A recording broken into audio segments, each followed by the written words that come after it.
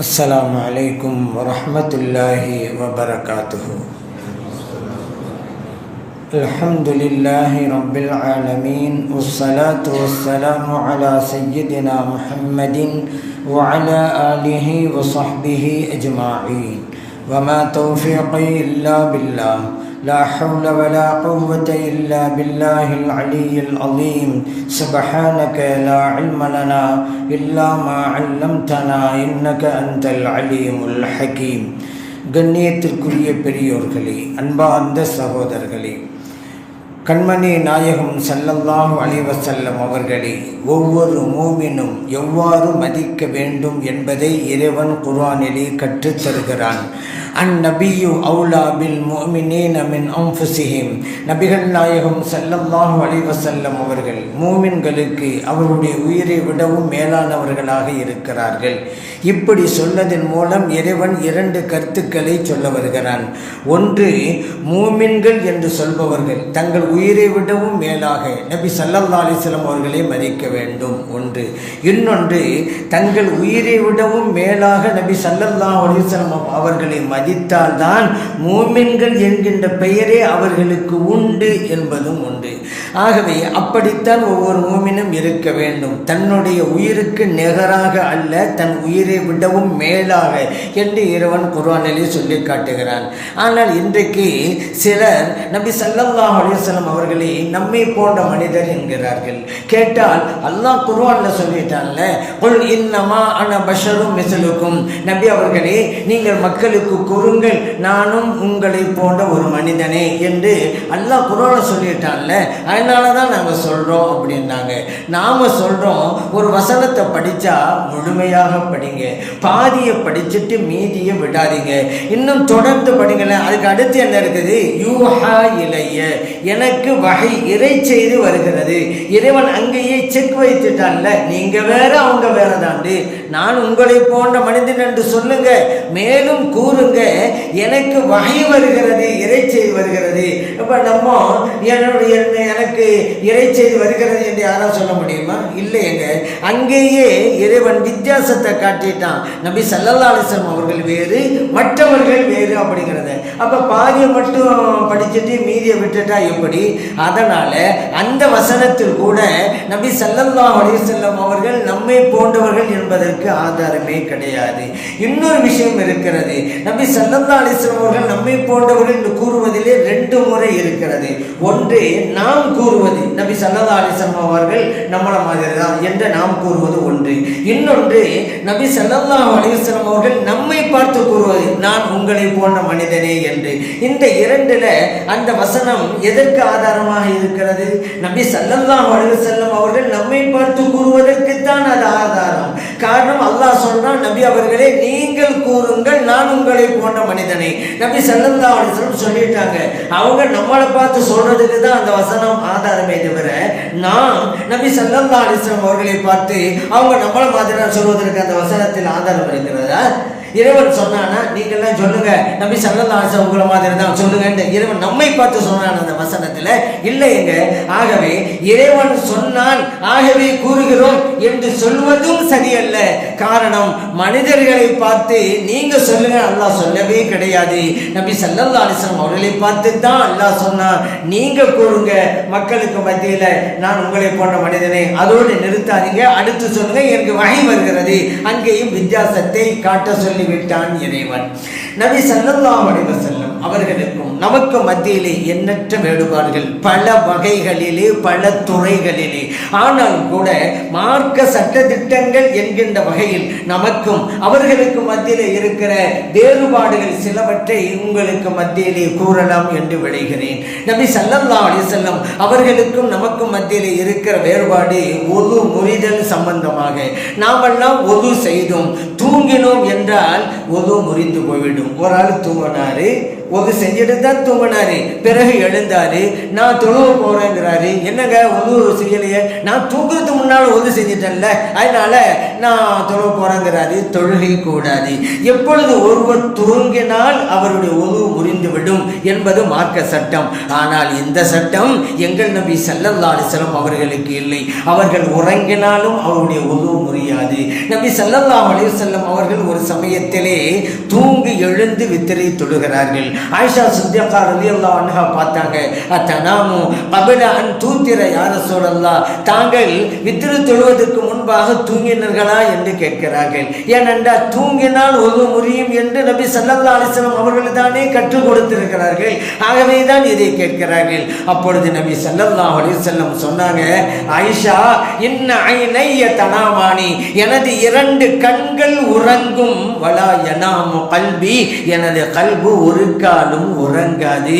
புகாரிலே பதிவு செய்யப்பட்ட ஹதீஸ். நபி ஸல்லல்லாஹு அலைஹி வஸல்லம் அவர்கள் தூங்கினாலும் ஒரு முடியாது. காரணம் அவருடைய உள்ளம் விழித்து கொண்டே இருக்கிறது. நமது தூக்கம் வேறு, அவர்களின் தூக்கம் வேறு. ஏன் தெரியுமா? நாமெல்லாம் கனவு காணுவோம், தூக்கத்தில் சாதாரண கனவு காணுவோம், கண்ட கனவெல்லாம் வரும் நமக்கு. ஆனால் இறை தூதர் ஸல்லல்லாஹு அலைஹி வஸல்லம் அவர்கள் கனவு கண்டால் அந்த கனவும் வஹை, இறை செய்தி. இப்போ புரிகிறதா? அவங்க தூக்கம் வேறு, நமது தூக்கம் வேறு என்று. ஆகவேதான் நபி ஸல்லல்லாஹு அலைஹி வஸல்லம் சொன்னாங்க, தூங்கினால் ஒது முறியும் என்பதை மற்றவர்களுக்கு எனக்கு இல்லை. காரணம், எனது உள்ளம் என்றைக்கும் உறங்காது, என்னுடைய கண்கள் தான் உறங்கும் என்று நபி ஸல்லல்லாஹு அலைஹி வஸல்லம் அவங்க சொல்லிட்டாங்க. அதே போல பாருங்க, நாம் தொழுதுகிட்டு இருக்கோம்னு வச்சுக்கிறோங்க. தொழுதுட்டு இருக்கும் போது யாருக்காவது சலாம் சொல்லலாமா? சலாம் சொல்லக்கூடாது. யாராவது சலாம் சொன்னா நம்ம தொழுதுட்டு இருக்கும் போதே பதில் சலாம் சொல்லலாமா? சொல்லக்கூடாது. காரணம் என்ன அப்படின்னு கேட்டா, தொழுகை என்பது நம்மை படைத்த ரப்போடு பேசுவது. அல் முஸல்லி யுனாஜி ரப்பஹு தஆலா, நபிகள் நாயகம் ஸல்லல்லாஹு அலைஹி வஸல்லம் அவங்க சொன்னாங்க, தொழுபவர் தன்னை படைத்த இறைவனோடு ரகசியம் பேசிக் கொண்டிருக்கிறார். ஆகவேதானே தொழுவதற்கு முன்னாலே குறுக்கே நடந்து செல்லாதீர்கள் என்று நபிகள் நாயகம் ஸல்லல்லாஹு அலைஹி வஸல்லம் சொன்னாங்க. எந்த அளவிற்கு என்றால், குறுக்கே நடந்து சென்றால் என்ன தண்டனை கிடைக்கும் என்பதை ஒரு மனிதன் விளங்கிவிட்டால் 40 வருடங்கள் ஆனாலும் காத்திருப்பானே தவிர குறுக்கே நடந்து செல்ல மாட்டான் என்றார்கள். அவ்வளவு பெரிய கடும் தண்டனை உண்டு தொழுவதற்கு முன்னாலே குறுக்கே நடந்து சென்றால். காரணம் என்ன? தன்னுடைய ரப்போடு அவர் பேசிக் கொண்டிருக்கிறார். அந்த உரையாடலுக்கு எந்த இடையூறையும் கொடுக்க கூடாது என்பதுதான் இந்த சட்டமே. அப்படியானால் தொழுபவர் அல்லாஹ்வோடு பேசுறாரா? நீங்க சலாம் சொன்னீங்கன்னு வச்சுக்கிறீங்க, மனிதர்களோடு பேசுறீங்க. அஸ்ஸலாமு அலைக்கும் அர்த்தம், உங்கள் அந்த சலாம் சாந்தி என்பது உங்கள் மீது உண்டாகட்டும். அவரை பார்த்து நேரடியாக சொல்றது, உங்கள் மீது உண்டாகட்டும். அலைக்கும் சலாம்டா என்ன? அதே தான் வார்த்தைகளை மாற்றி போடுறோம். உங்கள் மீது உண்டாகட்டும் சாந்தியும் சமாதானமும். கருத்து ஒண்ணுதான். இப்ப இந்த இரண்டிலேயுமே மக்களை பார்த்து பேசுவது என்பது இருக்கிறது. ஆனால் தொழுகை என்பது இறைவனோடு பேசுவது. அவன்கிட்ட தான் பேசணும், மனிதர்களோடு பேசணும், தொழுகையும் முறிந்து போய்விடும். ஆகவே தொழுது கொண்டிருக்கும் போது யாருக்கும் சலாமும் சொல்லக்கூடாது. யாராவது சலாம் சொன்னால் தொழுது கொண்டிருப்பவர் பதில் சலாமும் சொல்லக்கூடாது. சட்டம் முடிஞ்சிருச்சா? அடுத்து ஒரு சட்டம் வாங்க. சரி, இந்த சட்டத்தை முடிச்சுக்கிறேன். நபி ஸல்லல்லாஹு அலைஹி வஸல்லம் அவர்களுக்கு தொழுகையிலே நாம் சலாம் சொல்லுகிறோம். ஒவ்வொரு தொழுகையிலும் அத்தஹியாத் அமர்விலே அஸ்ஸலாமு அலைக்க அய்யுஹன் நபி, நபி அவர்களே அல்லாஹ்வின் சாந்தி உங்களுக்கு உண்டாகட்டும் என்று சலாம் கூறுகிறோம். அப்படி சலாம் சொல்லவில்லையானால், அஸ்ஸலாமு அலைக்க அய்யுஹன் நபி என்பதை ஒருவன் கூறவில்லையானால், ஷாஃபி மத்ஹபிலே அவனுடைய தொழுகையே கூடாது. ஹனபி மத்ஹபிலே தொழுகை முழுமை பெறாது, சஜிதா சௌ செய்ய வேண்டும். வித்தியாசத்தை பார்த்தீங்களா? நபி ஸல்லல்லாஹு அலைஹி வஸல்லம் அவர்களுக்கு சலாம் சொல்லாமல் இருந்தால் தொழுகை கூடாமல் போய்விடும், சொல்லாமல் இருந்தால் தொழுகை முழுமை பெறாமல் போய்விடும். ஆனால் நமக்கு சலாம் சொன்னால் தொழுகை கூடாமல் போய்விடும். நபி ஸல்லல்லாஹு அலைஹி வஸல்லம் அவர்களுக்கும் நமக்கும் மத்தியிலே உண்டு. நமக்கு சலாம் சொன்னால் தொழுகை பாத்தில், அவருக்கு சலாம் சொல்லாமல் இருந்தால் பாத்தில். என்னங்க இது? எவ்வளவு பெரிய வித்தியாசம்! நம்மை படைத்த ரப்போடு தானே நம்ம தொழுகையிலே பேசிக் கொண்டிருக்கிறோம். அந்த தொழுகையிலே தான் நபி ஸல்லல்லாஹு அலைஹி வஸல்லம் அவர்களோடு நேரடியாக பேசுகிறோம். அஸ்ஸலாமு அலைக்க அய்யுஹன் நபி, நபி அவர்களே என்று அழைத்துத்தான் அவர்களுக்கு நாம் சலாம் கூறுகிறோம். எவ்வளவு பெரிய வேறுபாடு! சரி, இந்த சட்டத்தை வச்சு இன்னொரு சட்டம் சொல்கிறேன். சாதாரணமாக ஒருவர் தும்மினால் அல்ஹம்துலில்லாஹ் என்று அவர் சொல்லுவார். நாம் அருகில் இருந்து அதை கேட்டால் யர்ஹமுக்கல்லா அப்படின்னு சொல்லுவோம். அதற்கு அவர் சொல்லுவார் யஹ்தீகுமுல்லாஹ். அதற்கு நாம சொல்லுவோம் கஃபரல்லாஹு லீ வலக். இது ஒரு துவா அடிப்படையில் நபி ஸல்லல்லாஹு அலைஹி வஸல்லம் அவர்கள் நமக்கு கற்று தந்தது. சரிங்க, தொழுகையிலே இது நடந்தால் என்ன சட்டம்? இப்போ தொழுகையில் ஒரு இருக்கிறார், தும்மல் வருகிறது, தும்மி விட்டார், அல்ஹம்துலில்லாஹ்னு சொல்லலாமா? ஏன் தொழுகை வெளியில் அல்ஹம்துலில்லாஹ் சொல்றோம், தொழுகையில் அவர் தும்மனாக சொல்லலாமா? அப்படி ஒரு கேள்வி வருது. அடுத்து நம்ம தொழுகையில் இருக்கிறோம், பக்கத்தில் ஒரு ஆள் தும்மிட்டாரு, அல்ஹம்துலில்லாஹ்னு சொல்லிவிட்டாரு. இப்போ உடனே யர்ஹமுக்கல்லாஹ் என்று சொல்லலாமா நாம் தொழுகையில் இருக்கும் பொழுது? அப்படின்னு ஒரு கேள்வி வருகிறது அல்லவா?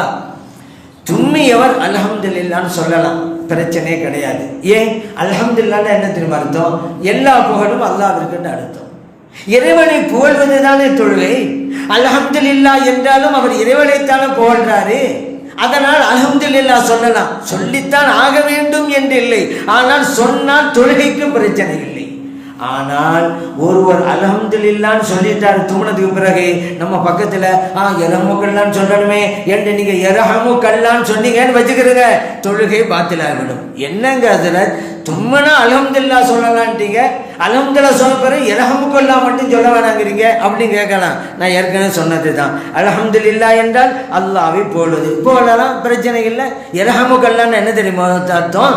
அல்லாஹ் உங்களுக்கு ரஹமத்து செய்வானாக. அவரை பார்த்து பேசுறீங்க நீங்க, யர்ஹமுக்கல்லாஹ்னா உங்களுக்கு அல்லாஹ் ரஹமத் செய்வானாக. தொழுகை அல்லாஹ்வோடு பேசுவது. இப்பொழுது யர்ஹமுக்கல்லாஹ்னு சொன்னால் அவரோடு பேசுகிறோம், தொழுகை கூடாமல் போய்விடும்.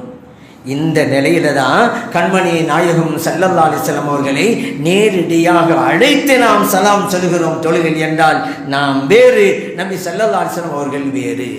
அதே போல நபி ஸல்லல்லாஹு அலைஹி வஸல்லம் அவர்களுக்கும் நமக்கு மத்தியில் இருக்கிற இன்னொரு வேறுபாடு, ஸல்லல்லாஹு அலைஹி வஸல்லம் சொன்னாங்க, தொழுகை நேரம் வந்துட்டா உங்களில் யார் அதிகம் குர்ஆனை நன்றாக ஓதுகிறாரோ அவர் தொழுகை நடத்தட்டும் அப்படின்னுகிறாங்க. சரி, தொழுகை இருக்கிறதுல யார் தொழுகையை குர்ஆன் நல்லா ஓதுறாங்களோ அவங்க தொழுகையை ஆரம்பிச்சிட வேண்டியதுதான். சரி, அதற்கு பிறகு அவரை விடவும் நன்றாக ஓதக்கூடியவர் வருகிறார், ஒரு அல்லாம வருகிறார் வச்சுக்கிறோங்க. வந்துட்டாரே அப்படின்னு சொல்லி தொழுகையை விட்டு இவர் பின்னால் வரணுமா? கிடையாது. ஆரம்பிக்கிற வரைக்கும் தான் இந்த சட்டம். ஆரம்பிச்சுட்டா அவர் தான் தொழுகை முடிப்பாரு. இது நமக்கு உண்டான சட்டம். ஆனால் இந்த சட்டம் எங்கள் நபி ஸல்லல்லாஹு அலைஹி வஸல்லம் அவர்களுக்கு இல்லை. அவர்கள் இருக்கிற இடத்திலே அவர்கள் தான் இமாமாக இருக்க வேண்டும். ஆரம்பத்தில் இருந்தாலும் அவர்கள் தான் இமாம், இடையிலே வந்தாலும் அவர்கள் தான் இமாம். நபி ஸல்லல்லாஹு அலைஹி வஸல்லம் அவர்கள் ஒரு இரு சாராருக்கு மத்தியில் ஏற்பட்ட பிரச்சனை தீர்த்து வைப்பதற்காக வெளியிலே போயிருந்தாங்க. தொழுகை நேரம் வந்து விட்டது. பிலால் ரலியல்லாஹு அன்ஹு அவர்கள் அபூபக்கர் சித்திக் ரலியல்லாஹு அன்ஹு அவர்களை அணுகி விவரத்தை சொல்லி தாங்கள் தொழுகை நடத்துங்களேன் என்கிறார்கள். அபூபக்கர் சித்திக் ரலியல்லாஹு அன்ஹு சொன்னாங்க, நீங்கள் விரும்பினால் எனக்கு சம்மதம் அப்படின்றாங்க. இகாமத் சொல்லப்படுகிறது. இமாம் நிற்க வேண்டிய இடத்தில் அபூபக்கர் சித்திக் ரலியல்லாஹு அன்ஹு அவர்கள் நிற்கிறார்கள். நியத்து வச்சு தக்பீர் சொல்லி கைகளையும் கட்டிவிட்டாங்க. தொழுகை ஆரம்பம். நபி ஸல்லல்லாஹு அலைஹி வஸல்லம் அவர்கள் இப்போது பள்ளிக்குள்ளே நுழைகிறார்கள். ஒவ்வொரு சப்பாக விலைக்கு கொண்டு முதல் சஃப்புக்கு வந்துட்டாங்க. இப்போது நபி ஸல்லல்லாஹு அலைஹி வஸல்லம் அவர்கள் வருகை தந்து விட்டார்கள் என்பதை இமாமாக நிற்கிற அபூபக்கர் சித்திக் ரலியல்லாஹு அன்ஹு அவர்களுக்கு அறிவிப்பதற்காக கைகளை தட்டுகிறார்கள் சஹாபா பெருமக்கள். ஆனால் அபூபக்கர் சித்திக் ரலியல்லாஹு அன்ஹு அவர்கள் இதை கண்டு கொள்ளவில்லை. தொழுகையிலே தொடர்ந்து இருக்கிறார்கள். இப்பொழுது மிக வேகமாக கைகளை தட்டுகிறார்கள் சஹாபா பெருமக்கள். அபூபக்கர் சித்திக் ரலியல்லாஹு அன்ஹு அவர்கள் திரும்பி பார்க்கிறார்கள். கண்மணி நாயகம் ஸல்லல்லாஹு அலைஹி வஸல்லம் அவர்கள் வருகை தந்திருப்பதை பார்க்கிறார்கள். உடனே பின்வாங்குகிறார்கள். நபி ஸல்லல்லாஹு அலைஹி வஸல்லம் அவர்கள் கையை காட்டினாங்க, தொழுகையை தொடர்ந்து நடத்துங்கிற அடிப்படையில் கையை காட்டினாங்க. ஆனாலும் அபூபக்கர் சித்திக் ரலியல்லாஹு அன்ஹு அவர்கள் தம்முடைய கைகளை உயர்த்திய வண்ணம் அல்ஹம்துலில்லாஹ், எல்லா புகழும் அல்லாஹ்விற்கு என்று சொல்லி முதல் சபுக்கு வந்துட்டாங்க. இப்போது இமாம் நிற்க வேண்டிய இடம் காலியாக இருக்கிறது. நபி ஸல்லல்லாஹு அலைஹி வஸல்லம் அவர்கள் அங்கே செல்கிறார்கள். தொழுகையை தொடர்ந்து நடத்தி முடிக்கிறார்கள். பிறகு கேட்டாங்க அபூபக்கர் சித்திக் ரலியல்லாஹு அன்ஹு பார்த்து, நான் தான் கையை காமிச்சேனே தொழுகை தொடர்ந்து நடத்துங்கண்டி, ஏன் நீங்கள் பின்னால் வந்தீங்க? அபூபக்கர் சித்திக் ரலியல்லாஹு அன்ஹு சொன்னாங்க, யா ரசூலல்லாஹ், அல்லாஹ்வுடைய ரசூல் ஸல்லல்லாஹு அலைஹி வஸல்லம் அவர்கள் இருக்கிற இடத்திலே இமாமத்து செய்வதற்கு இந்த அபூபக்கருக்கு என்ன அருகதை இருக்கிறது? ஆகவே நான் வந்துவிட்டேன் என்றார்கள். ஏற்றுக்கொண்டார்கள் நபி ஸல்லல்லாஹு அலைஹி வஸல்லம் அவர்கள். உண்மையும் அதுதான். இறை தூதர் ஸல்லல்லாஹு அலைஹி வஸல்லம் அவர்களைத்தான் மற்றவர்கள் பின்பற்ற வேண்டுமே தவிர மற்றவர்களை இறை தூதர் ஸல்லல்லாஹு அலைஹி வஸல்லம் அவர்கள் பின்பற்றக்கூடாது. ஆகவே ஆரம்பத்தில் இருந்தாலும் அவர்களே இமாம், இடையிலே வந்தாலும் அவர்கள்தான் இமாம். இந்த சட்டம் நமக்கு உண்டா? தொழுகை நடத்துகின்ற போது யார் நன்றாக ஓதுகிறாரோ அவர் தொழுகை நடத்துவார், ஆரம்பித்து விட்டால் அவர்தான். ஆனால் இந்த சட்டம் ஸல்லல்லாஹு அலைஹி வஸல்லம் அவர்களுக்கு இல்லை. அதுக்கு பிறகு இன்னொரு சட்டத்தையும் சொல்லிக் கொடுக்குறாங்க. அருமை தோழர்களே, இமாமுக்கு நீங்கள் ஏதாவது சொல்ல வேண்டும் என்றால் கைகளை தட்டாதீர்கள். அத்தஸ்பீஹு லின்னிஸா, கைகளை தட்டுவது என்பது பெண்களுக்குரிய சட்டம். வத்தஸ்பீஹு லிர்ரிஜால், ஆண்களாக இருந்தால் சுப்ஹானல்லாஹ் என்று கூற வேண்டும். சட்டத்தையும் சொல்லிக் கொடுத்தார்கள் நபி ஸல்லல்லாஹு அலைஹி வஸல்லம் அவர்கள். புகாரிலே பதிவு செய்யப்பட்ட ஹதீஸ். இங்கே இமாம் தொழுதுகிட்டு இருக்கும்போது உட்கார வேண்டிய இடத்துல எழுந்துட்டான்னு வைங்க, நம்மளாம் என்ன சொல்றோம்? சுப்ஹானல்லாஹ் அப்படிங்கிறோம்ல. எழ வேண்டிய இடத்துல உட்கார்ந்துட்டான்னு வச்சுக்கிறோங்க, அப்போ என்ன சொல்றோம்? சுப்ஹானல்லாஹ்ங்கிறோம்ல. இது நமக்கு உண்டான சட்டம். ஸல்லல்லாஹு சொல்றாங்க, இமாமுக்கு ஒன்று சொல்றதா இருந்தா ஆண்கள் சுப்ஹானல்லாஹ்ங்கன்னு, பெண்கள் கைகளை தட்டணும், நீங்க கைகளை தட்டாதீர்கள் என்று நபி ஸல்லல்லாஹு அலைஹி வஸல்லம் அவர்கள் கற்றுக் கொடுத்தார்கள். அதே போன்று இன்னொரு சட்டம் என்ன தெரியுமா? ஒரு பெண்மணி, கணவன் உள்ள பெண்மணி, கணவர் இறந்து விட்டார். இப்போ அந்த பெண்மணி 4 மாதங்கள் 10 நாட்கள் இத்தா இருக்க வேண்டும். 4 அஷ்ஹுரின் வ 10, அல்லாஹ் குர்ஆன் சொல்றான். 4 மாதங்கள் 10 நாட்கள் இத்தா இருக்க வேண்டும். இத்தாவுடைய காலம் முடிந்ததற்கு பிறகு அந்த பெண்ணை திருமணம் செய்து கொள்வதற்கு ஆகுமான யாரும் திருமணம் செய்து கொள்ளலாம். இத்தாவுடைய காலத்தில் முடியாது, இத்தாவுக்கு பிறகு முடியும். இது மற்ற பெண்களுக்கு உண்டான சட்டம். ஆனால் நபி ஸல்லல்லாஹு அலைஹி வஸல்லம் அவருடைய துணைவியருக்கு இந்த சட்டம் கிடையாது. நபி ஸல்லல்லாஹு அலைஹி வஸல்லம் அவர்கள் இவ்வுலகை விட்டு மறைந்ததற்கு பிறகு அவர்களுடைய துணைவியர் எவரையும் யாரும் எக்காலமும் திருமணம் செய்து கொள்ளக்கூடாது என்று அல்லாஹ் குர்ஆனிலே சொல்லி காட்டுகிறான். வமா கான லக்கும் அன் தூது ரசூலல்லாஹ், இறை தூதர் ஸல்லல்லாஹு அலைஹி வஸல்லம் அவர்களுக்கு நோவினை கொடுப்பதற்கு உங்களில் யாருக்கும் அனுமதி கிடையாது. வலா அன் தன்கிஹு அஸ்வாஜஹு மின் பஅதிஹி அபதா, நபி ஸல்லல்லாஹு அலைஹி வஸல்லம் அவருடைய மறைவுக்கு பிறகு அவருடைய துணைவியர் எவரையும் உங்களில் யாரும் எக்காலமும் திருமணம் செய்து கொள்ள கூடாது என்று சொல்லிட்டான். பார்த்தீங்களா? மற்றவர்களுக்கும் மற்ற பெண்களுக்கும் நபி ஸல்லல்லாஹு அலைஹி வஸல்லம் அவருடைய துணைவியர்களுக்கும் மத்தியில் இருக்கிற வேறுபாடு. அப்படி இருக்கும்போது நபி ஸல்லல்லாஹு அலைஹி வஸல்லம் நம்மள மாதிரி என்று நாவு கூசாம எப்படிங்க சொல்றீங்க? அந்த வசனத்திலே ஒரு துண்டை விட்டுவிட்டு, அது மட்டும் இல்ல, நபி ஸல்லல்லாஹு அலைஹி வஸல்லம் அவர்களுக்கு ஷரீஅத்தை கூறுகிற, எடுத்து சொல்கிற அதிகாரத்தை இறைவன் வழங்கினான். ஷரீஅத் எங்கே இருக்கிறது? இறை தூதர் ஸல்லல்லாஹு அலைஹி வஸல்லம் உடைய கையிலே இருக்கிறது. ஒரு சட்டத்தை கூட அவர்கள் விரும்பினால் மாற்றி அமைக்க முடியும். அந்த பவர் அல்லாஹ் அவர்களுக்கு கொடுத்திருந்தான். நபி ஸல்லல்லாஹு அலைஹி வஸல்லம் அவர்கள் மஸ்ஜித் நபவியில் இருக்கிறாங்க. அருமை தோழர் இருக்கிறாங்க. ஒரு தோழர் வந்தார், யார சொல்லலாம், ரமலான் மாதம் அது, யார சொல்லலாம், நான் நோன்பு நோற்ற நிலையிலே என் மனைவியோடு சேர்ந்து விட்டேன், நாசம் போயிட்டேங்க, அலத்தும், நான் அழிஞ்சு போயிட்டேன், இப்படி ஒரு காரியத்தை நான் செஞ்சு விட்டேனே நோன்பு வச்சுக்கிட்டு அப்படிங்கிறாங்க. இப்போ நபி ஸல்லல்லாஹு அலைஹி சொன்னாங்க, நீங்கள் செய்த இந்த காரியத்திற்கு, நீங்கள் மனைவியோடு சேர்ந்து உங்கள் நோன்பை முறித்து விட்ட இந்த காரியத்திற்கு பரிகாரமாக நீங்கள் ஒரு அடிமையை உரிமையை விட வேண்டும். அந்த தோழர் சொன்னாங்க, என்கிட்ட அடிமையே கிடையாது, இருந்தாலும் நான் உரிமையிட முடியும் அப்படின்ட்டாங்க.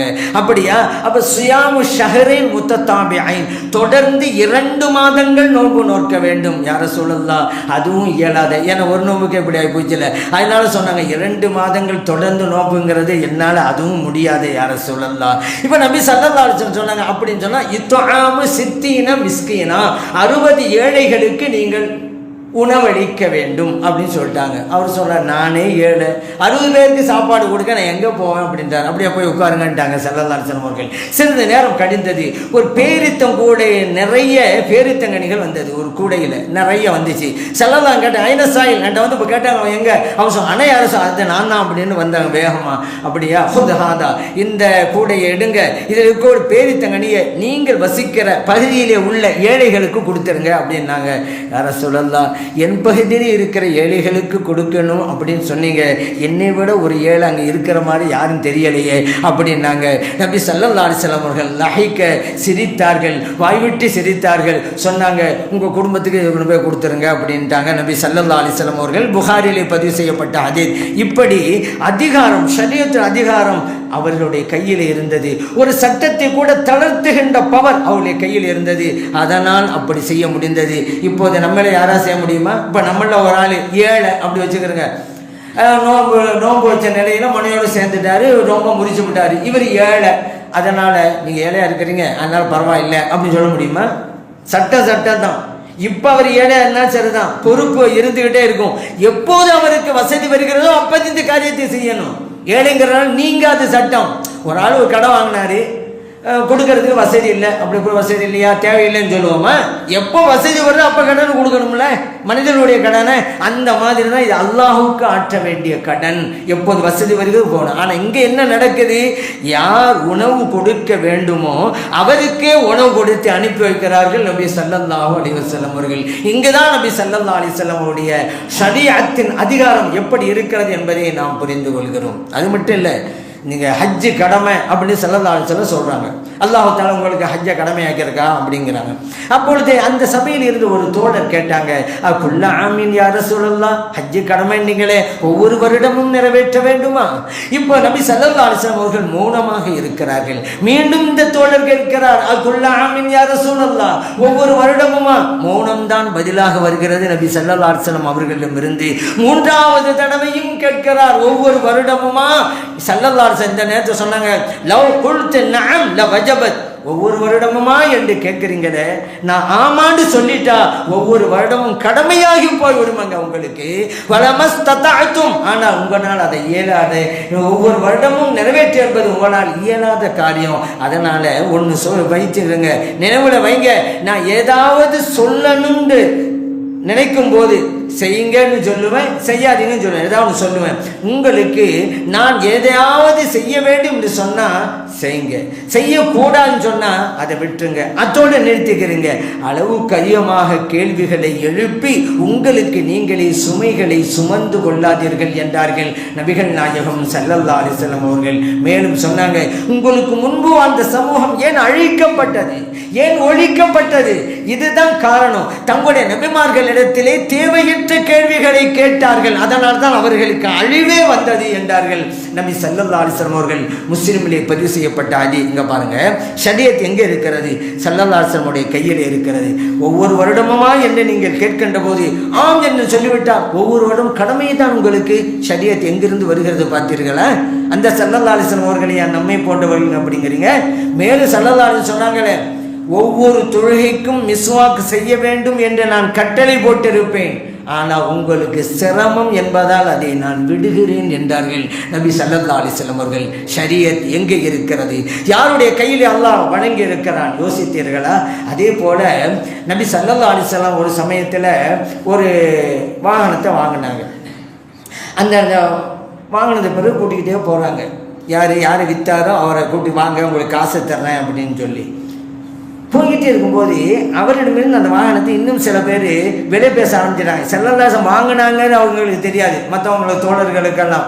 இவர் கொண்டு போகிறாரு, நம்ம வாங்கிடலாமே அப்படின்னு விலை பேச. இப்போ இவர் நினைக்கிறாரு, குறைஞ்ச விலைக்கு அவ்வளோத்திருக்கோம், நிறைய பேர் வர்றாங்களே, அது நிறைய பேர் மூவ் பண்ணுறாங்க, அதனால் இவங்களுக்கும் விற்றா நிறைய காசு கிடைக்குன்னு சொல்லி ஒரு சவுண்டு கொடுக்குறாரு செல்லல்லாசம். உங்களுக்கு இந்தாங்க, தேவைப்பட்டா வாங்குறேன்டா வாங்குங்க, இல்லைண்டா விடுங்க, நாங்கள் விற்க போகிறேங்கிறாரு. நபி ஸல்லல்லாஹு சொன்னாங்க, என்ன வாங்குறேன் நான் தான் வாங்கிட்டேன்ப்பா, காசு எடுத்தாலும் கூட்டிகிட்டு போகிறேன், என்ன தேவைப்பட்டா வாங்க. இல்லை நான் உங்களுக்கு விற்கலையா அப்படிங்கிறாரு. இல்லை நீ என்கிட்ட விற்றுட்ட ஸல்லல்லாஹு சொன்னாங்க. கடைசி சொன்னார், அப்படியே நீங்கள் சாட்சி கொண்டு வாங்கன்ட்டாரு. வியாபார ஒப்பந்தம் நடந்த போது அங்கே யாரும் இல்லை, இருந்தால் தானே சாட்சி கொண்டு வர முடியும், சாட்சி கொண்டு வாங்க அப்படின்ட்டாரு. கூட்டம் நிற்குது. இப்போ ஹுஸைமா ரலியல்லாஹு அன்ஹு சொன்னாங்க, நான் சாட்சி கூறுகிறேன், நீ ஸல்லல்லாஹு அலைஹி வஸல்லம் அவருக்கு விட்டு விட்டாய் அப்படின்னு சொன்னாங்க. அதோட கதை முடிஞ்சிருச்சு. ஏன்? சாட்சி சொல்லிட்டாங்கல்ல. நபி ஸல்லல்லாஹு அலைஹி வஸல்லம் கேட்டாங்க ஹுஸைமா ரலியல்லாஹு அவங்கள்ட்ட, எப்படிங்க நீங்கள் சாட்சி சொன்னீங்க, வியாபார ஒப்பந்தம் இருக்கும்போது நீங்கள் அங்கே இல்லை எப்படி சொன்னீங்க? யார சொல்லலாம் பி தஸ்தீக, உங்களை நான் உண்மைப்படுத்துகிறேன் அல்லவா. மார்க்க விஷயத்தில் நீங்கள் எத்தனை விவரங்கள் சொன்னாலும் கூட அது ஹக்கு, சத்தியம், உண்மை என்று நான் ஏற்றுக்கொள்கிறேன் அல்லவா. அப்படியானால் இந்த விஷயத்தில் நீங்கள் பொய்யுரைக்கப் போகிறீர்களா? இல்லை, உங்களை நான் எல்லா விஷயத்திலும் உண்மைப்படுத்துகிறேன், ஆகவே இதிலும் உண்மைப்படுத்தி சொன்னேன் அப்படின்னாங்க. சரி, இது வரைக்கும் பிரச்சனை இல்லை. அடுத்து வருது பாருங்க, ஒரு விஷயத்தில் சாட்சி சொல்றதா மார்க்கத்தில் 2 பேர் வேணும். ஆனா இங்க சாட்சி சொன்னது யாரு? ஒருவர், ஹுஸைமா ரலியல்லாஹு அன்ஹு அவங்க மட்டும்தான். இப்ப நபி ஸல்லல்லாஹு அலைஹி வஸல்லம் அவர்கள் ஹுஸைமா ரலியல்லாஹு அன்ஹு அவருடைய அந்த சாட்சியை 2 சாட்சிகளின் இடத்திலே வைத்து விட்டார்கள். அபூதாவுலே பதிவு செய்யப்பட்ட ஹதீஸ். நம்ம அப்படி செய்ய முடியுமா? ஒரு சாட்சியை தான் இருக்கிறார், 2 சாட்சி இல்லை. உடனே இந்த ஒரு சாட்சியை 2 சாட்சியின் தரத்திலே நான் வைத்து விட்டேன், யாராவது சொல்ல முடியுமா? நம்ம அப்ப நபி ஸல்லல்லாஹு அலைஹி வஸல்லம் நம்மள மாதிரிங்கிறீங்க. மார்க்கம் அவர்கள் கையில் இருக்கிறது, சொல்வது மார்க்கம். ஹதீஸ்னா என்ன? நபி ஸல்லல்லாஹு அலைஹி வஸல்லம் அவர்கள் சொன்னது, செய்தது, அங்கீகாரம் வழங்கியது, அதான் ஹதீஸ். ஸல்லல்லாஹு அலைஹி வஸல்லம் அவர்கள் சொன்னால் மார்க்கம், செய்தால் மார்க்கம், அங்கீகாரம் வழங்கினால் மார்க்கம். நம்மில் யாராவது அப்படி சொல்ல முடியுமா? நான் சொல்வது மார்க்கம் சொல்ல முடியுமா? ஸல்லல்லாஹு அலைஹி வஸல்லம் நம்மள மாதிரிங்கிறீங்க. இறைவன் சொன்னானே, லக்கத் கான லக்கும் ஃபீ ரசூலில்லாஹி உஸ்வத்துன் ஹஸனா, இறைத்தூதர் ஸல்லல்லாஹு அலைஹி வஸல்லம் அவர்களிடத்திலே உங்களுக்கு அழகிய முன்மாதிரி உண்டு. நம்மளை யாரோ சொல்ல முடியுமா? உங்களுக்கெல்லாம் நான் முன்மாதிரி சொல்லுங்க, வஹாபிகளை பார்க்கலாம். ஸல்லல்லாஹு நம்மள மாதிரியா? ஆனா ஸல்லல்லாஹு அலைஹி வஸல்லம் அவங்கள அல்லாஹ் சொல்றா நீங்கள் முன்மாதிரிங்கிறான். எந்த வஹாபியை சொல்ல முடியுமா நான் முன்மாதிரி? அப்ப ஸல்லல்லாஹு அலைஹி வஸல்லம் நம்மள மாதிரி எப்படி சொல்றீங்க நீங்க? ரசூல் ஃபகத் அத்தா அல்லாஹ். அல்லாஹ் குர்ஆன் சொன்னான், இறைத்தூதர் ஸல்லல்லாஹு அலைஹி வஸல்லம் அவர்களுக்கு வழிபட்டவர், அல்லாஹ்விற்கு வழிபட்டவர். நம்மளே யார் இப்படி சொல்ல முடியும்? என்னை பின்பற்றுங்க, எனக்கு வழிபடுங்க, எனக்கு வழிபட்டுட்டால் அல்லாஹ்வுக்கு வழிபட்ட மாதிரி நீங்க ஆயிடுவீங்க. நம்மளை யாராவது சொல்ல முடியுமா? ஆனா ஸல்லல்லாஹு அலைஹி வஸல்லம் அவர்களை பற்றி இறைவன் கூட அப்படித்தான் சொன்னான். ஸல்லல்லாஹு அலைஹி வஸல்லம் அவர்களை பின்பற்றினால், அவர்கள் வழிபட்டால் அல்லாஹ்வுக்கு வழிபட்டவர். இப்படி ஷரியத் விஷயத்திலேயே நமக்கும் நபி ஸல்லல்லாஹு அலைஹி வஸல்லம் அவர்களுக்கு மத்தியிலே எவ்வளவு வேறுபாடு இருக்கிறது. அப்படியானால் சிறப்புகள், அருமைகள், பெருமைகள், மேன்மைகள், மாண்புகள், மகத்துவங்கள் அதை கணக்கில் பார்த்தா சொல்லி மாறாது, அவ்வளவு இருக்குது. சட்ட திட்டங்கள் மட்டும்தான் நம்ம எடுத்து பேசி இருக்கிறோம். அப்ப நபி ஸல்லல்லாஹு அலைஹி வஸல்லம் அவர்கள் நம்மை போன்றவர்கள் அல்ல, நம்மை விடவும் மேலானவர்கள். மனிதர் தான், சந்தேகமே இல்லை. வைரம் கல்தான், கல்லெல்லாம் வைரம் ஆகாது. மாணிக்கம் கல்லுதான், கல்லெல்லாம் மாணிக்கமாகுமா? வைடூரியம் கல்தான், கல்லெல்லாம் வைடூரியம் ஆகுமா? இல்லை. ஆகவே நபி ஸல்லல்லாஹு அலைஹி வஸல்லம் அவர்கள் நம்மை போன்றவர்கள் அல்ல, நம் உயிரை விடவும் மேலானவர்கள். அல்ஹம்துலில்லாஹி ரப்பில் ஆலமீன்.